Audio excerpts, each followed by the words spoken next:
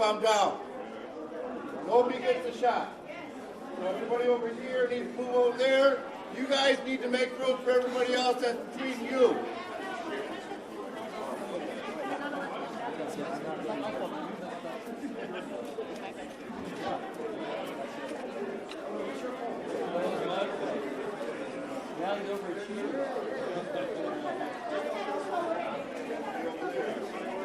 Yep.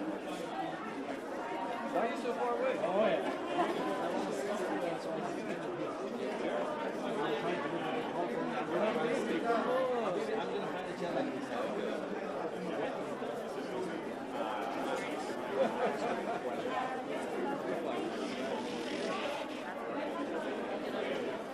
You know what? Here's a kind jump. We can slide right there. Come on, this side. I'm trying to stay in my little pocket here.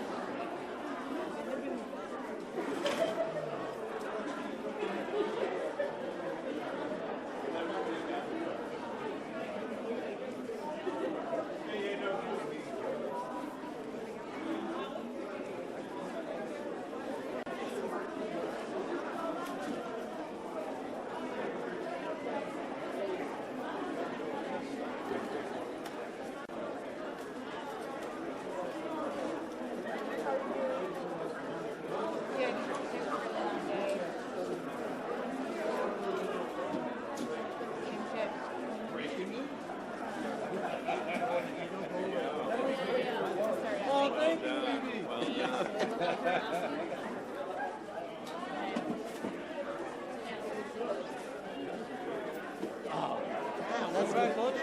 Start showing with the assistant. Put it like on the first start. In the middle. Oh, thank you. The closest one. No, put it on the gray one, the one without the spot. I'm trying to get it one. Up. I'll drop when she comes out. That's it. Yeah.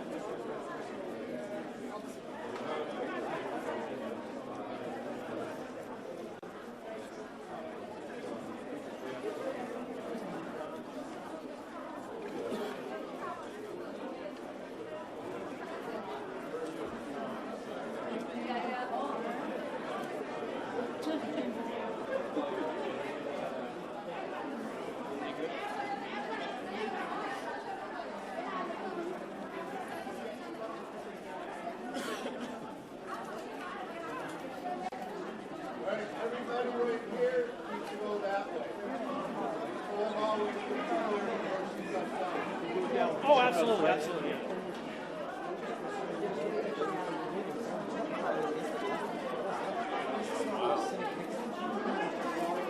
I'll drop, don't worry.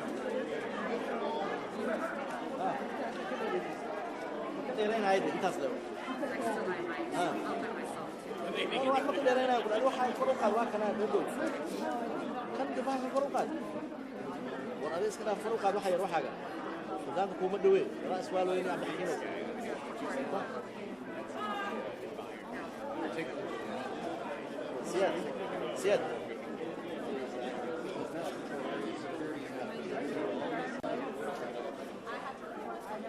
You did well with this. I agree. But you're in a good place for us.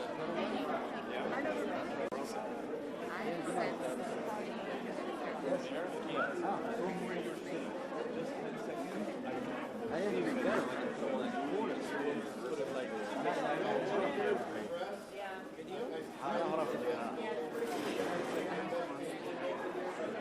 Welcome to the media, Danny.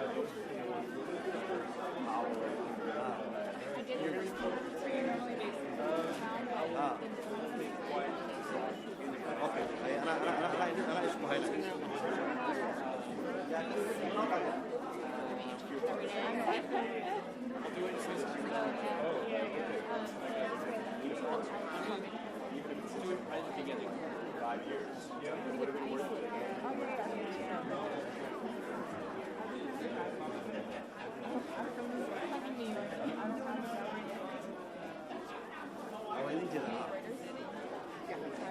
هاي هاي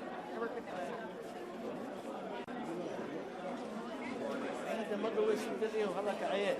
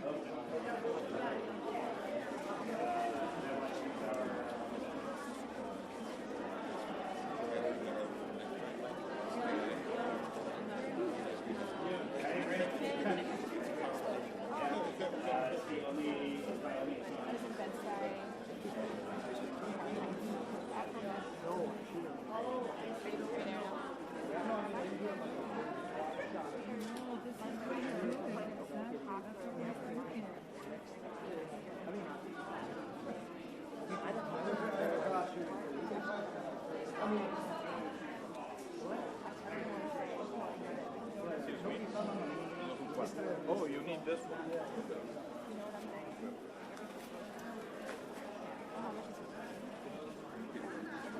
Got it?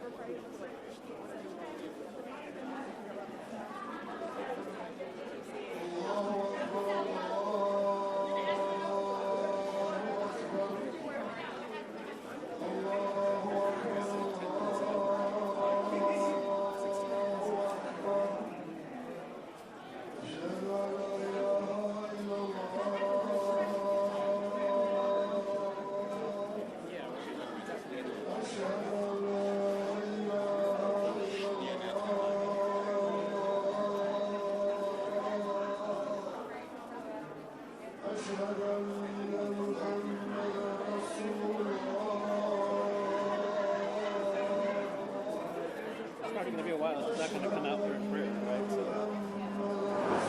she's probably waiting for the other.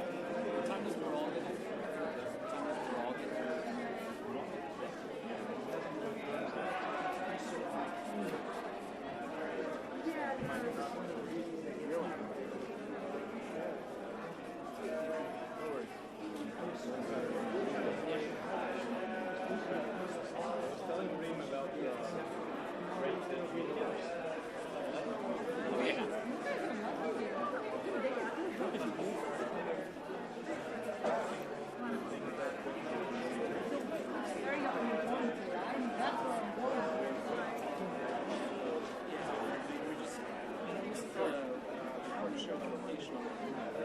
He's been following them. And then we saw the guy sitting in the it's weird. It's raining a little bit. All right. They were the nicest ones. Like, we're not nice.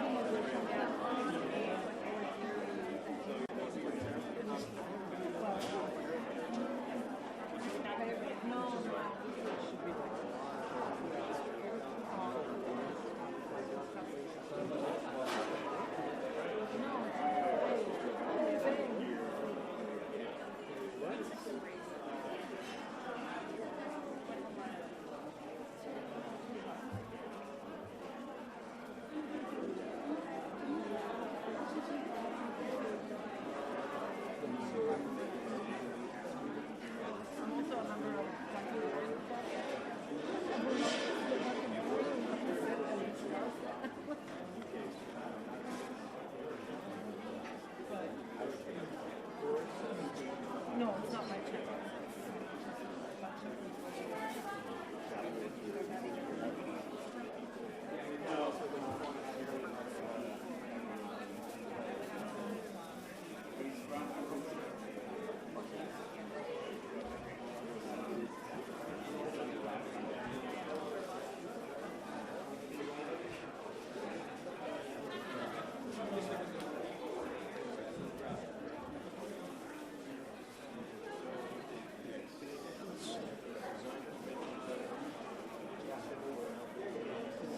Yeah, it is. It's just there's only strictly use one card. I thought I had four cards. It's an early riser, apparently. And it's dipping low. Right now it's kind of okay, but it'll be like 500. Again. So I don't know how many cards. Usually I thought like 3 or 4 cards. For like a second, yeah, but I got many minutes. We're going to press it. You can handle it in like 2 minutes. That's great.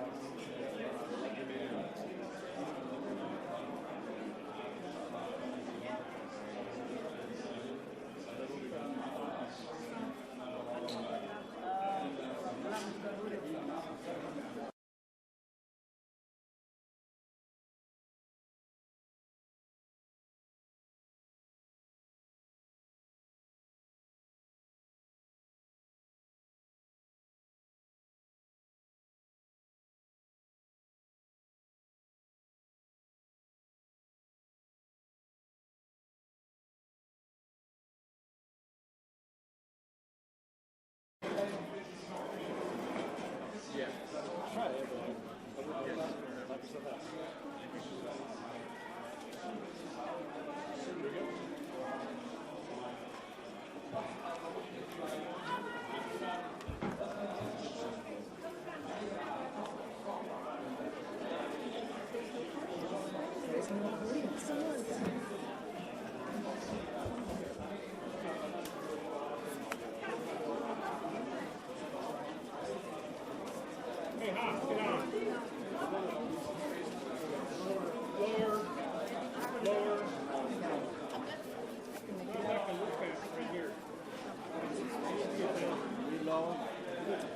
Thank you all for joining us here today.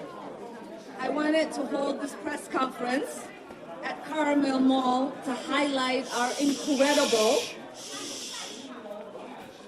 Somali businesses housed here. We have an extraordinary entrepreneurs who have built amazing businesses. Karmel holds a special place in my heart, and I look forward to visiting every time I'm home. This is one of the places I recommend to visitors who come into our town because it showcases our vibrant Somali community. Karmel Mall is home to more than 100 small businesses, and the owners here have seen a significant decline in business since Trump's Operation Metro Surge began. Community members are afraid to go out as a result of the occupation in our city by ICE. Not only is the federal occupation hurting businesses, the president's reprehensible rhetoric has led right-wing grifters to show up here to terrorize our community. It is indefensible. Hurting small businesses is just the tip of the iceberg. Under the Trump administration's so-called Operation Metro Surge, constitutional rights are being trampled, families are being ripped apart, and fear is being weaponized to try to beat us into submission. Federal immigration agents are terrorizing our neighbors, stopping people of color, demanding papers, detaining U.S. citizens, and brutalizing Minnesotans in the name of public safety. But we know this is not about public safety or immigration enforcement. It is state-sanctioned violence and political retribution. What is unfolding in our state is not accidental. It is part of a coordinated effort to target Black and brown immigrant and Muslim communities through fear, racial profiling, and intimidation. This administration's immigration agenda is not about law enforcement. It is about making people feel they do not belong regardless of their citizen status or the law. But our communities shall not and will not be intimidated. In the face of violence, Minnesotans have organized, protected one another, and showed love instead of fear. Two incredible Minnesotans, Renee Good and Alex Preddy, were murdered for their willingness to stand up and protect their neighbors. Now our community is reeling from their murder that were entirely avoidable. No immigration enforcement agent should ever be allowed to act as a judge, jury, and executioner on our streets. That's right. We will continue to demand real accountability. I am grateful to my colleagues who have shown immense moral clarity in this moment. I will end with this. We must all do more. Everyone here understands that. Voting no on DHS funding bill is the bare minimum. Backing the resolution to impeach Krist Noem is the bare minimum. Holding law-breaking ICE agents legally accountable is the bare minimum. We must abolish ICE. This moment demands it. And next, I want to introduce my dear friend and colleague, Congresswoman Ayanna Pressley. Thank you, Ilhan. Earlier today, we visited the sacred space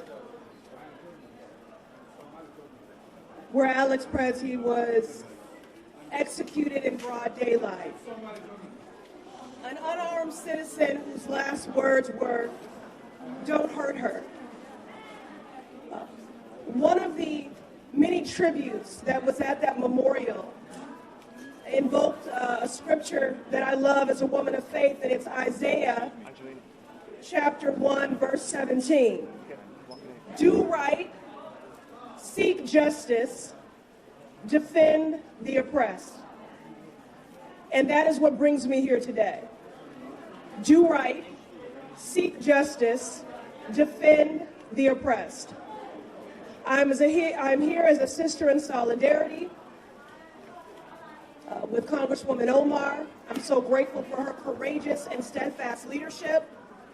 I'm here in solidarity with Movement family, who I have been here many times shoulder to shoulder doing justice work alongside. I am here to bear witness. I'm here to listen.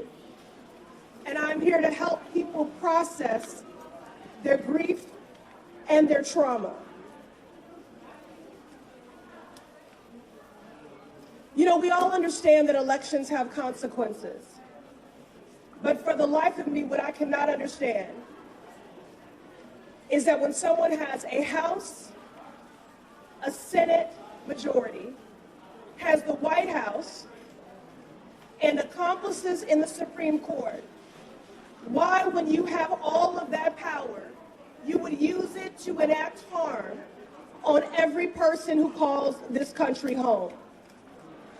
We have an occupant in the Oval Office who traffics in hate, is hell-bent on inflicting hurt and harm and trauma on everyone who calls this country home, with a laser focus on our most vulnerable.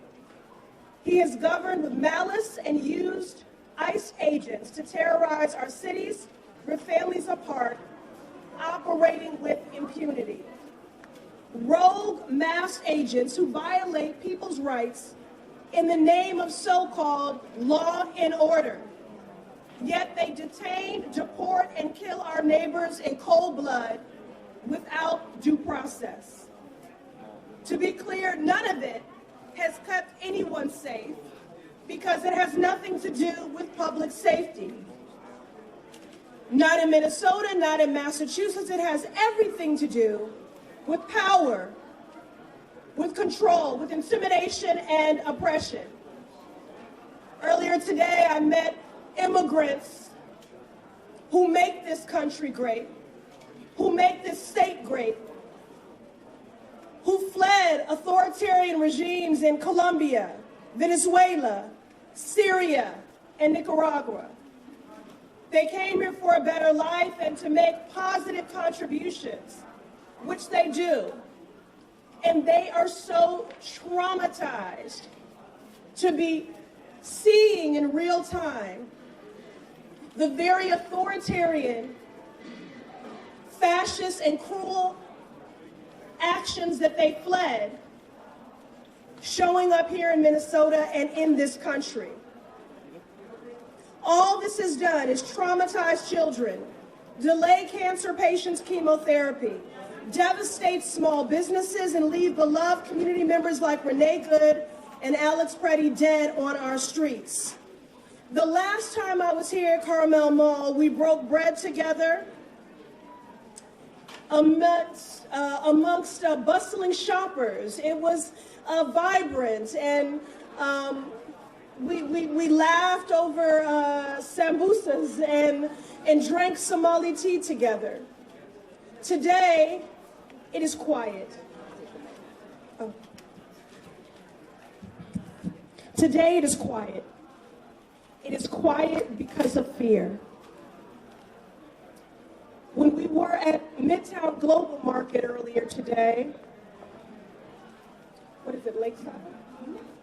We learned that Lakeside, Lake Street, home to some 2,000 businesses, majority of which are owned by immigrants, that they are losing $30 million a month. Those are the sort of contributions that immigrants have been making to this economy. I don't know what to do about that. Just tell me.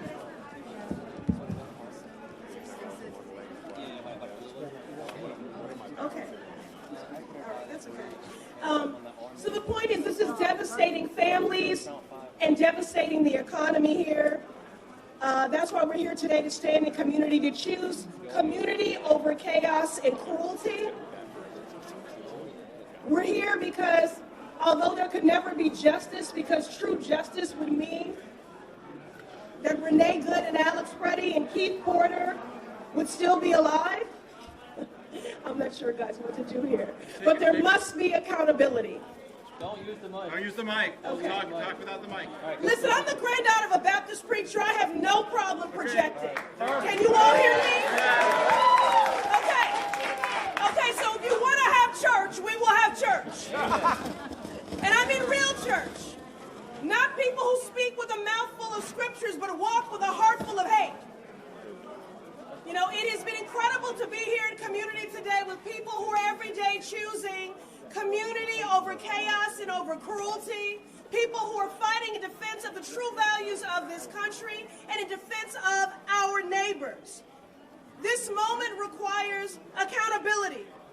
This week, the Senate will take up legislation to fund the Department of Homeland Security, which includes an additional $28 billion for ICE. We are calling on all senators, Democrat and Republican, to vote no, because Congress should not be funding this campaign of terror. And we can't stop there. The agents who brutalized and executed our neighbors cannot walk away freely. They must be held accountable for their crimes. That means passing my bill to end qualified immunity for federal law enforcement, including ICE agents. And it means impeaching Krist Noem, who is as incompetent as she is dangerous. She is a dangerous cocktail of authority, bigotry, and incompetence, and she must be impeached. We need to abolish ICE and dismantle the systems of oppression that have gotten us to this point. So again, I thank my sister in service for her courageous leadership, for the invitation to return to Minnesota once again, to stand shoulder to shoulder with my movement family, to do right, to seek justice, and to defend the oppressed. Finally, I will say this. Donald Trump is a dictator. And the only way to beat a dictator is with defiance. I thank the people of Minnesota for your defiance in this moment, and I'm here as your sister in solidarity.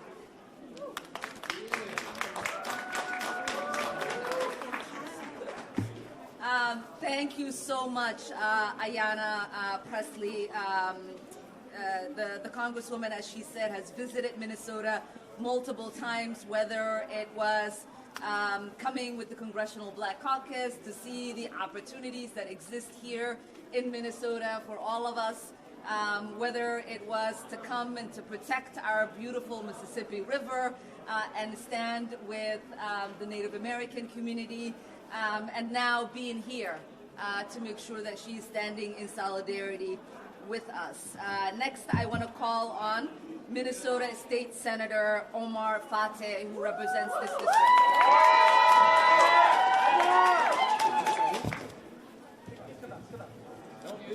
No. Don't use it? Okay. Testing, is this good? No. Nothing. The mic should pick you up on. Testing. You're fine. I tried. Thank you, members of the public, members of Congress, Congresswoman Ilhan Omar and Congresswoman Pressley, and local leaders for joining us here today. As an elected of this local neighborhood in the Senate, I think we all know what's happening here is harmful and unacceptable. We can all see and call out the brutality that ICE agents, when we see it on the streets and on camera. But here's what's also brutal. Closed shops and quiet hallways here in the Karmel Mall. That means small business owners and workers losing out, missing the money that keeps them in business and their bills paid here and in their homes. One of the freedoms Americans value is the freedom of fear, freedom from fear. And it is the fear of harassment, unlawful arrest, and abuse that's keeping Minnesotans in their homes right now. We need ICE, Border Patrol, and unwelcome federal agents to leave our state and to go back to where they belong. and that's testifying in front of Congress about what they've done here and who sent them. And they should be charged for their abuse of power. Yes. District 62 has been a lot, and that's the district that I represent. It's been through the death of George Floyd, the murder of George Floyd, the recovery from being one of the hardest hit districts from COVID-19 pandemic.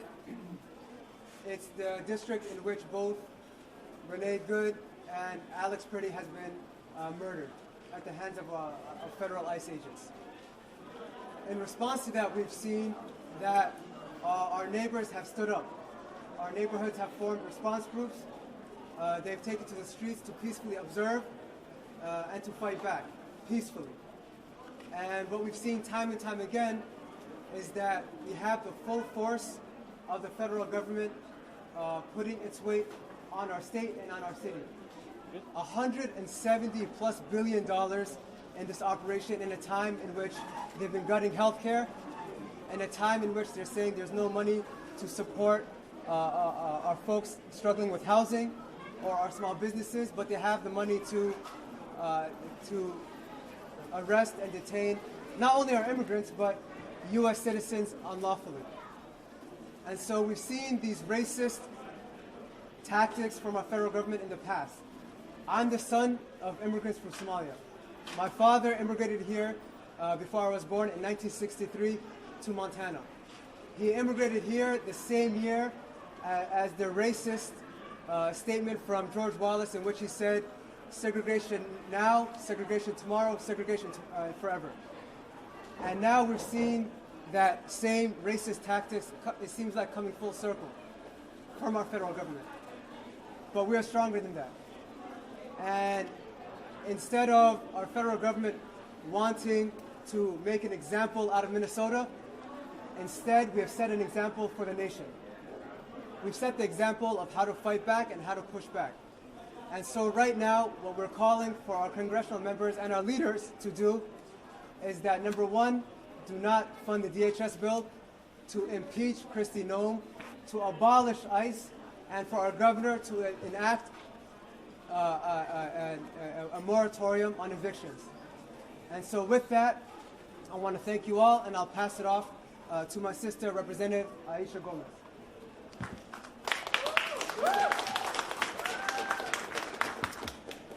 Good evening. My name is Aisha Gomez. I serve as the state representative for District 62A. We're in District 62A now, and as Senator Fata pointed out, we both represent the area where Renee Good was murdered and where Alex Pretty was murdered. Today is day 58 of the invasion of our city and our state by masked secret police acting on behalf of a totalitarian, authoritarian regime on the march. Yesterday, 22 neighbors were charged by complaint in federal court with resisting or impeding ICE. This morning, more than a dozen of them turned themselves in, had a hearing, and are now released. Attorney General Bondi tweeted out their names and photographs of them, inviting vile right-wing harassment of these neighbors. We know what this is. This is an attempt by an administration that is losing the narrative war to smear our neighbors who are engaged in constitutionally protected activities and to intimidate the 100,000+ Minnesotans who have showed up in negative 20-degree weather, who are showing up to defend their communities who are being disappeared off the streets of our state, and who are informing their neighbors, who are bearing witness, and who are documenting the rampant abuses and violations of civil rights that happen literally every few minutes in our city.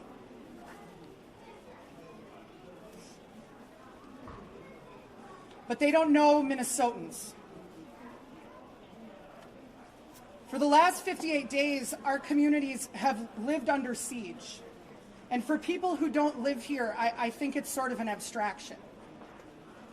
But parents walking their kids to school see people kidnapped off the streets. Families are sheltering in place and not going to work, not opening their businesses, not going shopping, not going to medical appointments. You can imagine the cascading impacts of this on one small community.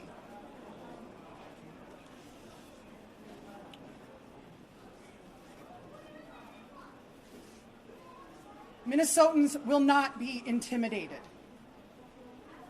You cannot arrest all of us. You can come and try, but you are few and we are many. So I invite all Minnesotans on Friday at 8 a.m. to join community leaders, clergy, and those of us standing up to this incursion at the Whipple Federal Building to say to President Trump and Attorney General Bondi, if you want to take these 22, you have to come and take the other tens of thousands of us who are mobilized in this moment.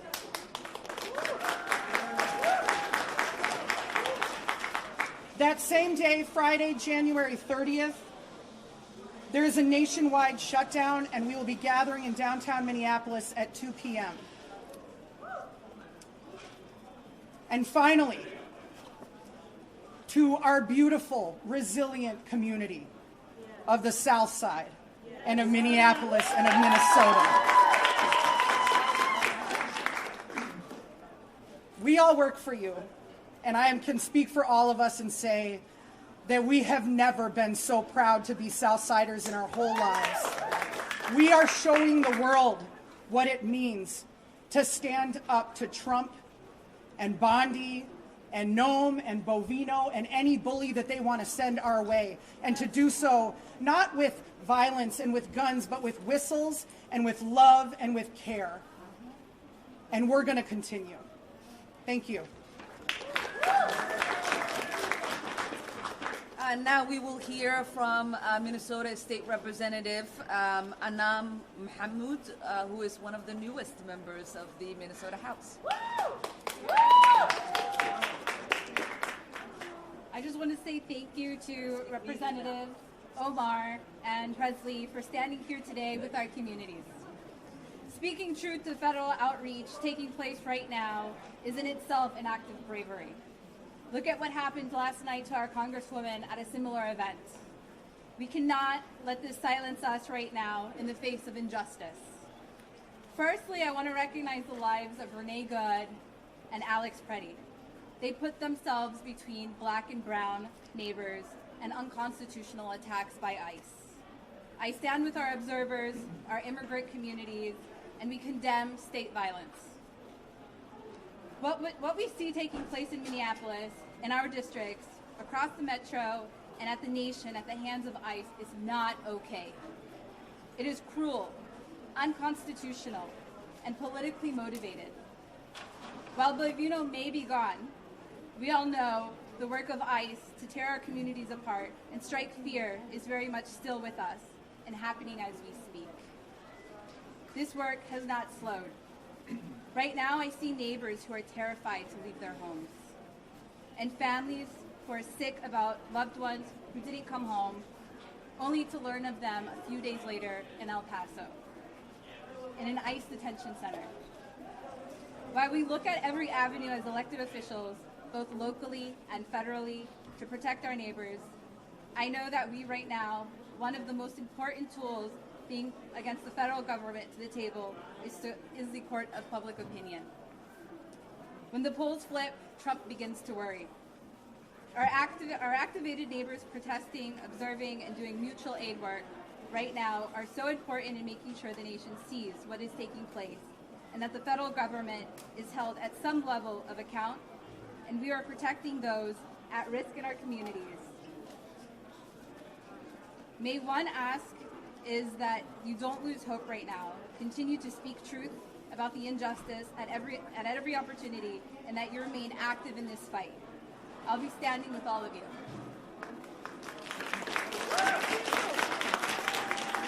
lastly, we will hear from City Council woman Aisha Chaktai, who represents Ward 10, where we are at.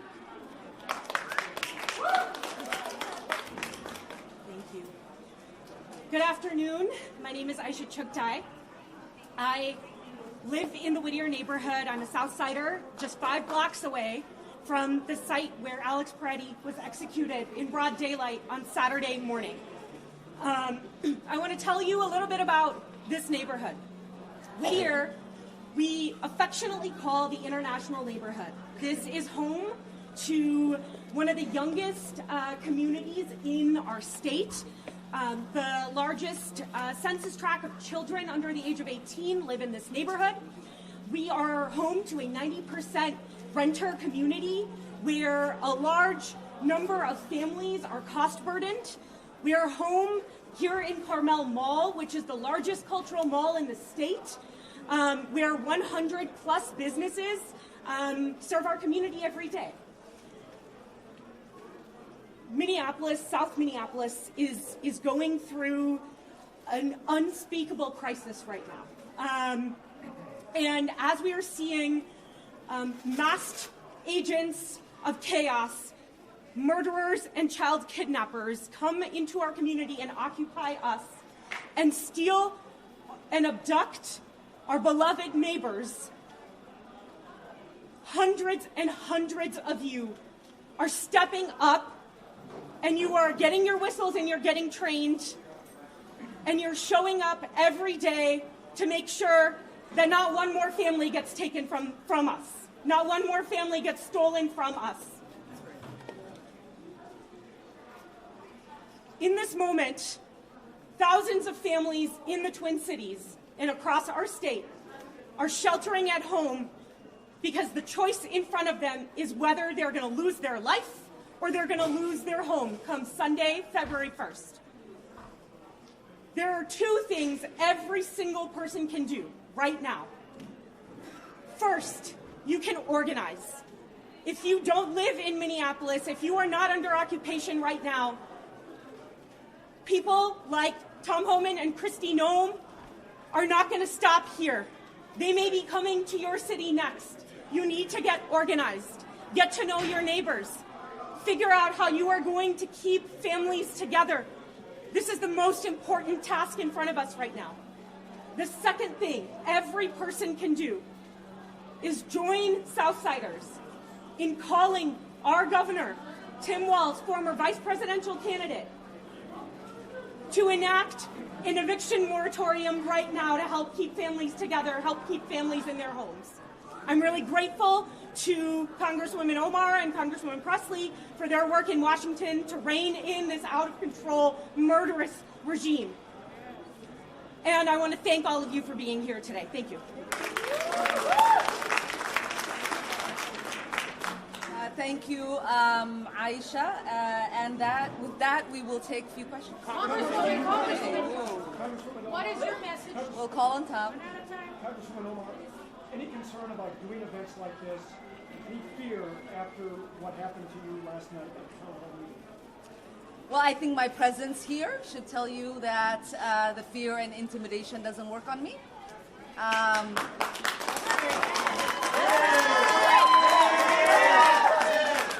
And you know, you and I have talked about this many a times. This the president's rhetoric, the attacks from him since I've gotten into public office, from the right wing, has always been really to stop me from being in public service, to intimidate me, to make me want to quit.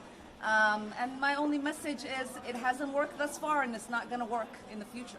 Congresswoman, blame his rhetoric for what happened last night. I'm wondering what, if anything, you heard from the Republican colleagues. You know, blame is very interesting, but facts are more important. And what the facts have shown since I've gotten into elected office is that every time the President of the United States has chosen to use hateful rhetoric to talk about me and the community that I represent, my death threats skyrocket. for 4 years when he was in office. The first 2 years I was state rep. And the last 2 years I was a member of Congress. It was maybe my second or third week when he started attacking me. I became a freshman who nobody should have actually known I existed because I wielded no power, to having the most death threats of any member of Congress. To the point where I had to have 6 Capitol Police officers providing 24-hour detail to me and my family. He left office. Well, he was defeated. And Biden got elected. And for 4 years, it almost plummeted. Then he came back into office, and he reassumed his vitriol. And now, my death threats are the highest of the members of Congress. And last night, the man that attacked me was specifically upset that Trump's order to deport Somalis was not yielding enough deportations of Somalis. So he wanted to come get the person he thought was protecting the Somalis. Well, we are protected by the Constitution. That's right. I'm sorry to tell you the truth. We are protected by the Constitution. And so I do believe that the facts of the situation are that I wouldn't be where I am at today, having to pay for security, having the government to think about providing me security if Donald Trump wasn't in office and if he wasn't so obsessed with me. It is ironic that just last night he was on stage moments before I was attacked, talking about me. And then when asked about my attack, he said, I don't think about her. Does he not remember? Is he suffering from dementia?